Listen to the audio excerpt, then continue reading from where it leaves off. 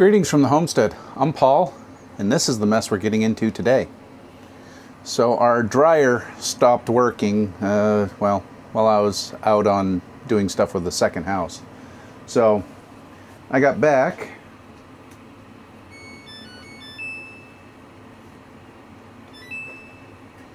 and that's all we get. We've got a blinking light there, blinking light there, blinking light there. It will sit like this for 5 or so minutes, and then it'll switch from drying to cooling, and then it'll shut off. Now I tried the reset functions for this, which if you've been online looking at these dryers, this is a Samsung dryer. They talk about the doing a reset. Well, I flipped the breaker, pushed the buttons, didn't do anything. Pulled the plug, vacuumed everything out, still didn't do anything. So we got to break into it. And we're going to start with unplugging it.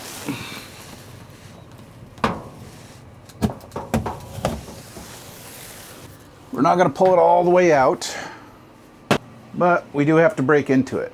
So my understanding, right here and right here, we take these two screws out. I don't think there's any more up here. And the whole top lid comes off.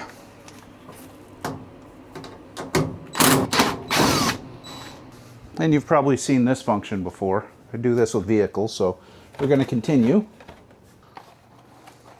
One snack bag, 2 screws, and a Sharpie. T-O-P. That's for the top.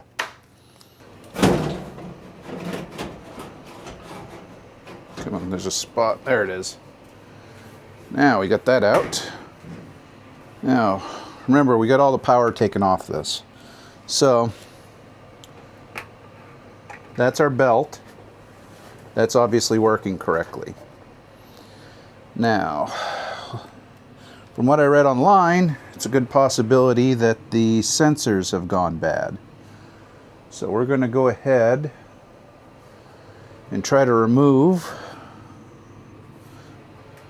Well, I don't know what we actually need to remove to get this front off,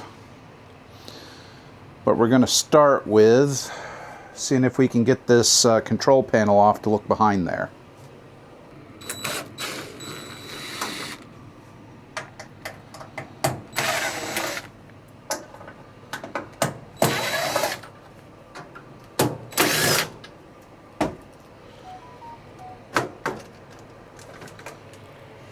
Yep, we had to take that off.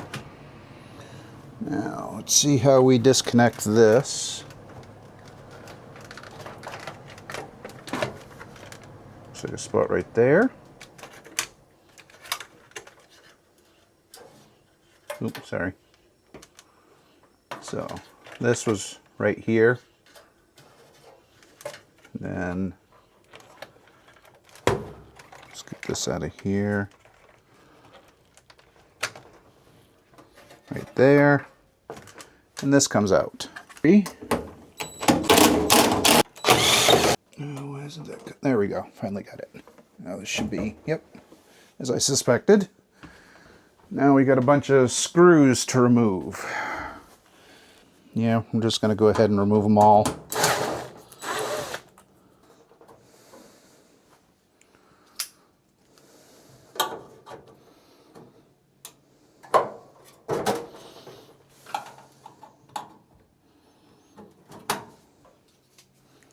Tabs that help hold it on.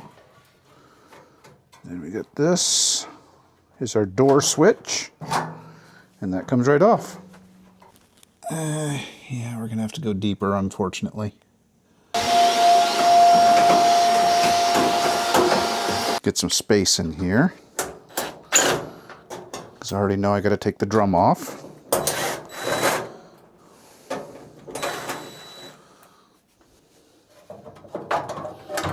There we go.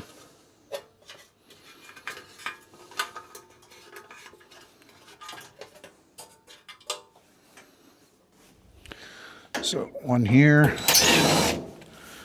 Probably ought to get a better camera angle for y'all. Whoa, drop a screw.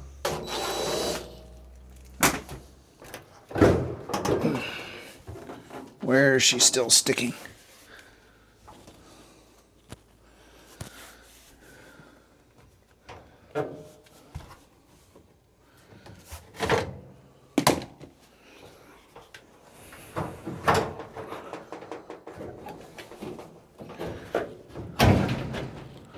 Oh, the whole blower assembly, the whole bottom assembly comes off with it. That one there. We'll pull this one out. There we go.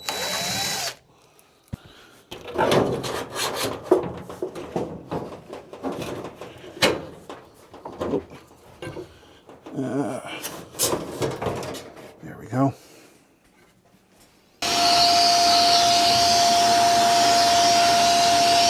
This is what we're left with. And what I got to do now, because this is off the rollers in the back, I got to get the belt tensioner right down in here. I need to get that detensioned. See if I can do this one hand. Can you see me? Nope. Nope. All right. I'll be right back when I get that off.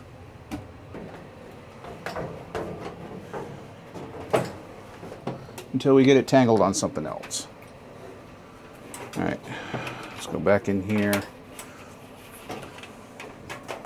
So we just need this out of the way. Hey, we're out of the way.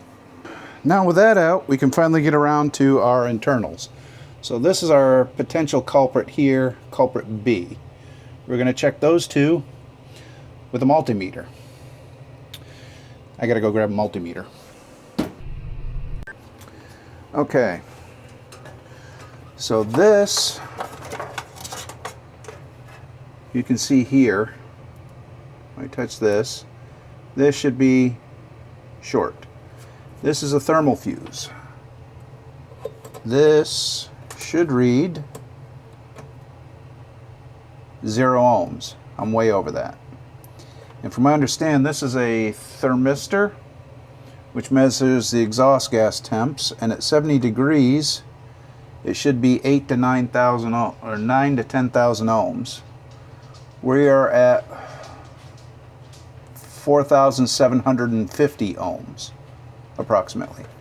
So I think both of these are bad. I at least know that's bad. This may be bad. But since I'm going to get one of these, I'm going to try to get one of those as well. So an hour and $43 later, I have new parts. These were in stock at my local appliance store. Just out of curiosity. 684 6.84 k ohms, so 6,800 k ohms. Oops, let's put it in right. What do you think?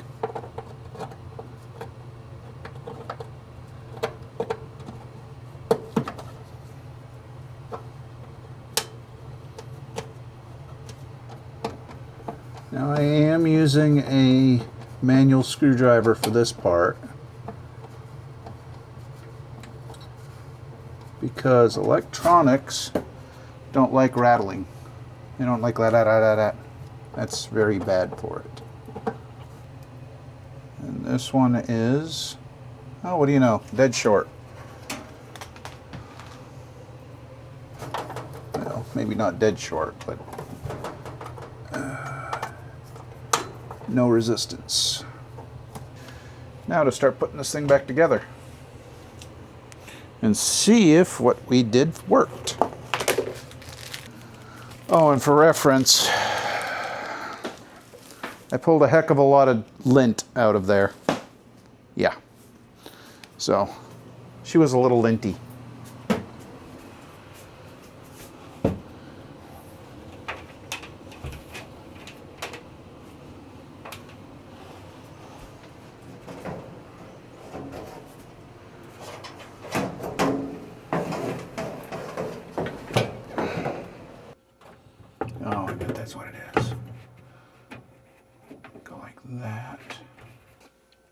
if you're putting this together, it's a little bit difficult, but what happens is the belt goes around that pulley there, and then it cuts back this way, goes around the motor, and then the other half of the belt goes under, going around the drum back to here. I don't know if that made sense or not, but if you just try to put it in there and then pull that back and get the belt on there, it's not going to sit correctly.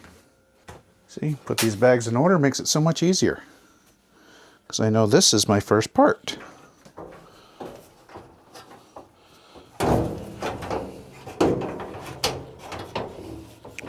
I also know I've got to lift the drum up. Oops.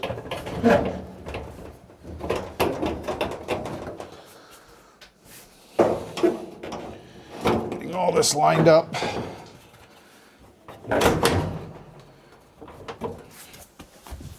Yeah. There we go.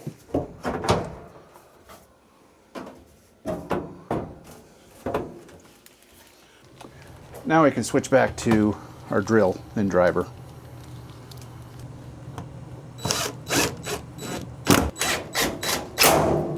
Well, we can there.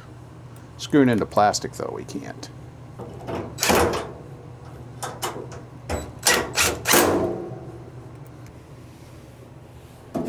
Well, oops, only one of these goes through. Figure that out in a second. There we go. And this should be 4 screws. Where does that go? Before I screw this in, I need to remember where that goes. All right, 1 step forward, 2 steps back. I took the lid off, or the control board off.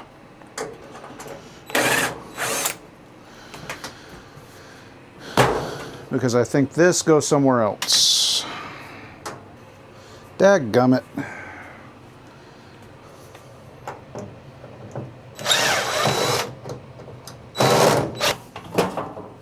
It's always easier the second time. Goes here. Boop. Pull this back out. And this down here.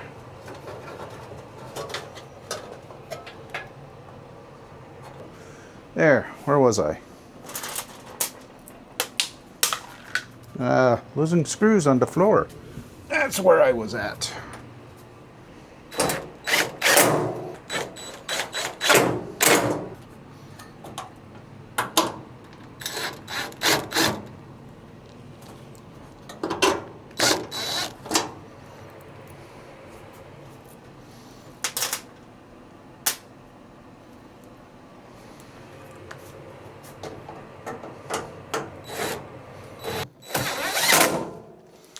There. Now before I put the lid back on,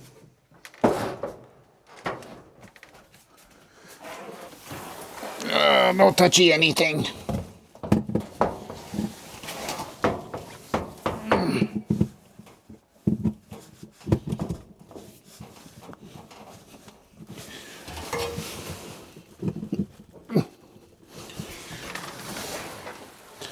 Didn't get shocked. That's a plus. So we're plugged back in. Let's see how we did. Well, that's 1 step. And she's running. Yay, I fixed the dryer. Awesome. I guess I need to put the lid back on now, don't I?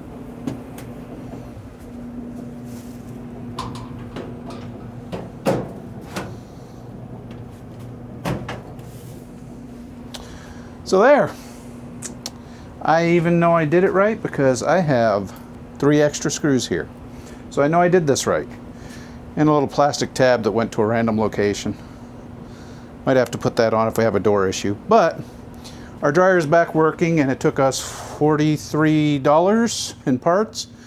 I did talk with the ladies at the appliance repair store, and they told me that Their going rate is $150 for service call, and then you have hourly at about $100 an hour plus parts. So realistically, a professional probably could have done, I'll say in an hour. So this would have cost me almost $300 if I had called in a professional. So a little bit of savings. Wasn't that hard. We got spare parts. So a little different than usual. We don't usually, you know, mess with dryers and that kind of stuff, but well, this hillbilly fixed it for cheap. So we'll keep doing what we're doing. Hope you enjoyed the video. Please like, comment, and subscribe. And, you know, and we'll see you on the next one. Bye.